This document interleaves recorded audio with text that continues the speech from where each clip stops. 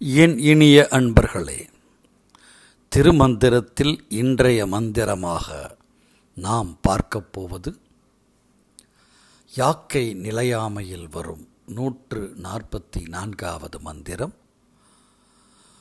பண்டம் பெய்கூரை பழகி விழுந்தக்கால் உண்ட அப்பெண்டிரும் மக்களும் பின் செலார் கொண்ட விரதமும் ஞானமும் அல்லதும் மண்டி அவருடன் வழி நடவாதே.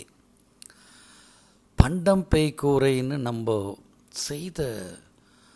சேர்த்த பொருள்கள் எல்லாம் நிரப்பப்பட்ட ஒரு நம்ம வீட்டில் அந்த பொருள்களால் வாழ்ந்த உற்றார் உறவினர், குறிப்பாக கணவனுக்கு மனைவி, மனைவிக்கு கணவன், மகன், உறவுகள் எல்லாம் உங்கள் சேமிப்பை பயன்படுத்துவார்கள். ஆனால் வயது முதிர்ந்து தளர்ந்து பண்டம் பெய்கூரை பழகி விழுந்த கால் அந்த பெண்டிரும் மக்களும் பின் செல்ல மாட்டார்கள். அந்த இறந்தவரோடு பின் செல்ல மாட்டார்கள். பிணம் என்று சொல்லி ஒதுக்கி விடுவார்கள்.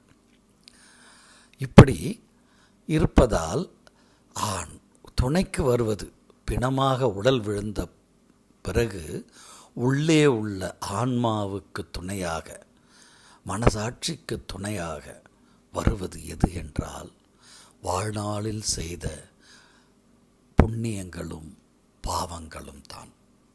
அந்த நல்வினைகளும் தீ வினைகளுமே ஞானமும் விரதமுமாக கூடவே மண்டி அவருடன் வழி நடக்கும் அப்படிங்கிறார்.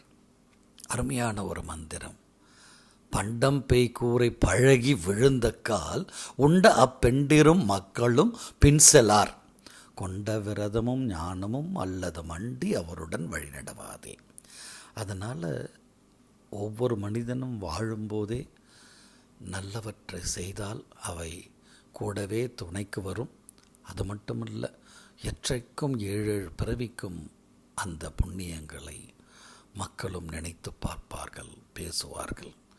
இவ்வுலகத்தில் இல்லை, அவ்வுலகத்திலும் அது பொருந்தும் என்று அற்புதமாக 4 அடிகளில் இந்த மந்திரம் அமைந்துள்ளது. நன்றி, வணக்கம். நாளை இன்னொரு மந்திரத்தோடு இணைந்திருப்போம்.